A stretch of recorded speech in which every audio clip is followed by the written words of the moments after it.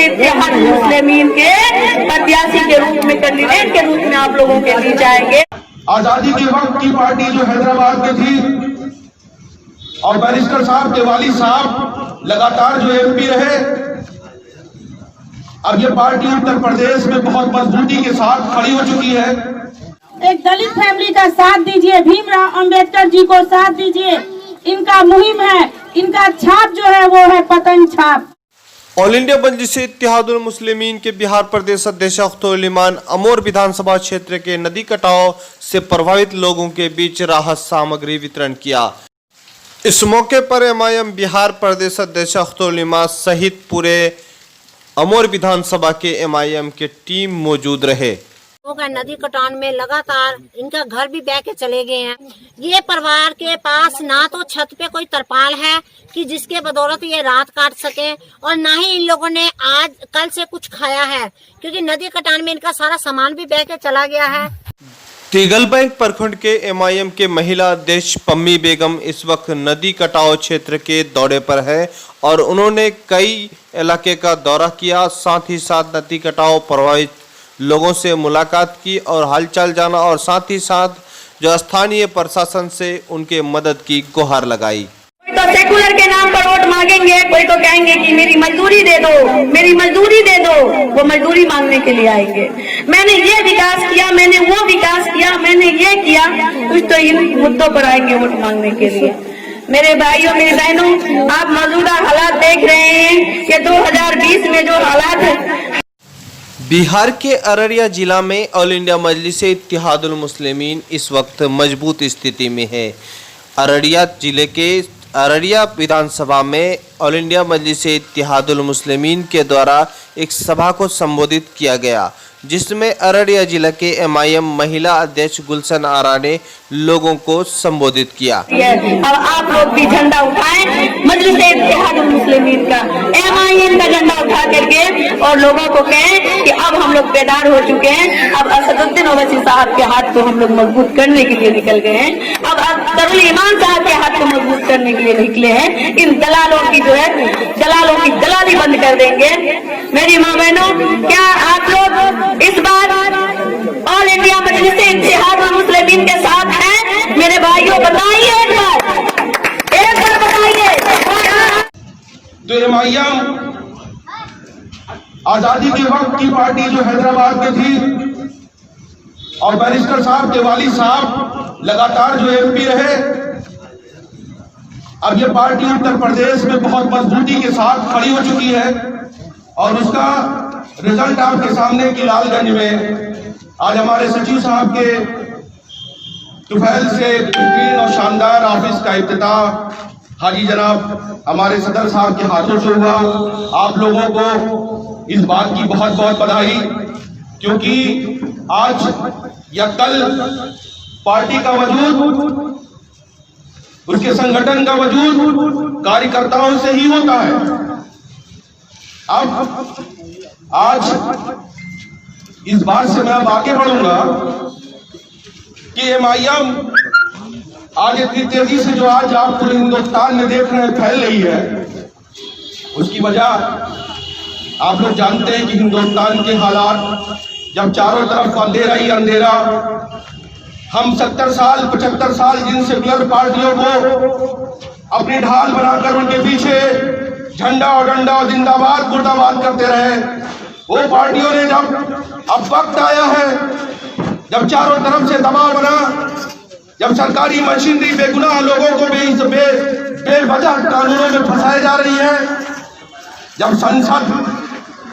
संसद आवारा हो चुकी है, जब कानून पास करने वाली अदलिया, कानून लागू करने वाली अदलिया जब पूरी तरीके से पक्षपात करने लगी, तब एक आदमी, एक सांसद, एक पार्टी के अध्यक्ष, एक पार्टी के मुखिया जनाब असदुद्दीन ओवैसी साहब ने पार्लियामेंट में वो आवाज बुलंद की कि 540 के सांसद के बीच में एक अकेली पार्टी का अकेला सांसद जो ये बताने में कामयाब रहा कि हिंदुस्तान में अभी विपक्ष मौजूद है,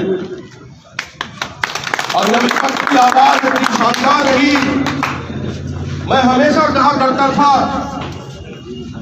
कि हिंदुस्तान को दो हिस्सों में पहले बांटा गया। आजादी के वक्त पाकिस्तान और हिंदुस्तान बना, पाकिस्तान को फिर दो हिस्सों में बांटा गया कि पाकिस्तान और बांग्लादेश बना। लेकिन हिंदुस्तान के अंदर शासन करने वालों ने बहुत शानदार तरीके से मजहब के नाम पे बांट दिया। एक हिंदू बना, एक मुसलमान बना, क्योंकि काबू करने में आसान होगा। फिर हिंदुओं को फिर छोटी छोटी बिरादरियों में बांटकर हिंदुस्तानियों से यादव, दलित, पंडित, ठाकुर कर दिया गया कि टुकड़े टुकड़े में रहेंगे और शासक के सिक्के चमकते रहेंगे, लेकिन हिंदुस्तान अपनी गर्त में चला जाता रहेगा। इस जातिवाद सिस्टम को जब भी तोड़ेंगे, अभी हम लोग ही मिलके तोड़ेंगे। हम जानते हैं कि हमारी पार्टी जिस सेकुलर का आज विरोध कर रही है, वो सेकुलर एक ठकोसला रह गया।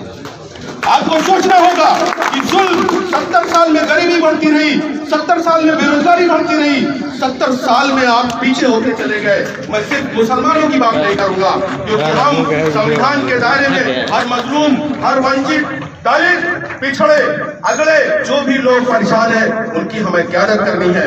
और आज वो क्यादत करने की जो ख्वाब हम देखते थे, वो आज आपके सामने एक बड़ा नेता, एक बड़ी हस्ती जिसके ऊपर अंगुली उठाई ही नहीं जा सकती, असदुद्दीन ओवैसी के साथ हम झंडे के साथ अपने झंडे और अपनी आवाज को मिलाएंगे इंशाअल्लाह। अब ये बताए कि आप झंडे और झंडे का साथ मिलाएंगे कैसे? इसकी एक प्रक्रिया है। हिंदुस्तान एक डेमोक्रेसी और जमहूरियत है, जिसमें प्राइम मिनिस्टर हमारे माननीय नरेंद्र मोदी साहब का एक वोट और आपका एक वोट बराबर है। जब संविधान लिखा जाता था तब ये निरुक्त सरकार हो जाएगी। जब प्राइम मिनिस्टर की मनमानी करने लगेगा, जब सिस्टम आपकी बात नहीं सुनेगा, तो 5 साल में फिर चुनाव आता है। उसी चुनाव में आपको फिर सोचना होगा कि किस तरीके से हम इस सिस्टम को चेंज कर सकते हैं, और फिर ये सिस्टम चेंज करने का आपका वक्त आ रहा है। आप देख रहे हैं कि अराजकता किस तरीके से फैली है, बातें आपकी सुनी नहीं जा रही है, बेरोजगारी अपनी चरम पर है, महंगाई बढ़ रही है, लेकिन किसी को कोई परवाह नहीं है। इसके लिए हमें अपनी आवाज बनाकर एक संगठन बनाकर उठना होगा। राजनीति करने का मकसद ये है कि जब तक राजनीति में आप नहीं होंगे, तब तक कानून में आपका दखल नहीं होगा। जब तक कानून में आपका दखल नहीं होगा, तब तक आप अपनी बात नहीं मनवा सकते हैं। चाहे आप कुछ भी कर लें, तो आपका एक वोट एक क्यादत के बीच में, संसद से लेकर विधानसभा तक, संसद का इलेक्शन हो, विधानसभा का इलेक्शन हो, महाप्रधानी का इलेक्शन हो, प्रमुखी का इलेक्शन हो, पूरी ताकत और पूरी हिम्मत से लड़िए। आप ये मत सोचिए कि आप अकलियत में हैं, आप मिनॉरिटी में हैं, आपके साथ लोग आज जुड़ रहे हैं। आप बिहार का चुनाव उठा के देख लीजिए, आज बिहार के कैंडिडेटों को उठा के देख लीजिए। जो ये इल्जाम लगता है कि इत्तेहादुल मुस्लिमीन सिर्फ मुसलमानों की पार्टी है, ये बिल्कुल गलत है और बेबुनियाद है, क्योंकि आज बिहार में टिकट मिला हुआ है। आप देख लीजिए, चुनाव की तैयारी आपके साथ लोग जुड़ने के लिए तैयार हैं। और राजनीति एक गणित का खेल होता है। 4% का आदमी 4 बार मुख्यमंत्री बन सकता है, 8% का आदमी रक्षा मंत्री बन सकता है। तो सरकार में आप भी हिस्सेदारी ले सकते हैं, आपका भी मुख्यमंत्री बन सकता है, आप भी प्रधानमंत्री बन सकते हैं, लेकिन ये उसके लिए शर्त है कि आप पूरी लगन से लगिए। आज आप पार्टी ज्वाइन करिए, आप आज से मेहनत करिए, कल रिजल्ट लेने के चक्कर में मत पड़िएगा। रिजल्ट थोड़ा देर पर आता है, लेकिन आता जरूर है। जब आप संगठित रहेंगे तो आपके साथ लोग जुड़ेंगे। जब आप संगठित नहीं रहेंगे, आप देखते हैं कि 75 साल से मैं मुसलमानों को कभी ये नहीं कहा कि मुसलमान सियासी तौर से बेदार नहीं है। ये सबसे बड़ा इल्जाम है। मुसलमान हमेशा सियासी तौर से बेदार रहा है, क्योंकि कभी भी जब उसको क़यादत मिली है, उसके पीछे वो खड़ा हुआ। क़यादतों ने धोखा दिया है, क़यादतों ने धोखा दिया है। मैं राजनीति को 20 साल से देख रहा हूँ, हमको ठगा गया है। हमने जिसको चाहत नेता बना दिया है, हमने जिसके पीछे खड़ा है उसको सीएम बना दिया है। ये इतिहास है, 20 साल का इतिहास है। हमने जिसको चाहा सीएम बना दिया, जिससे हम हटे वो सीएम की कुर्सी उसके पीछे से पिछवाड़े से हट गई।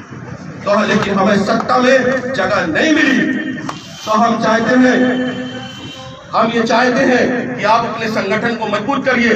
राजनीति को मुसलमानों तक सीमित नहीं रखना है, हमको दलित, पिछड़े, अगड़े जो भी मजलूम है उनको साथ जोड़ना है।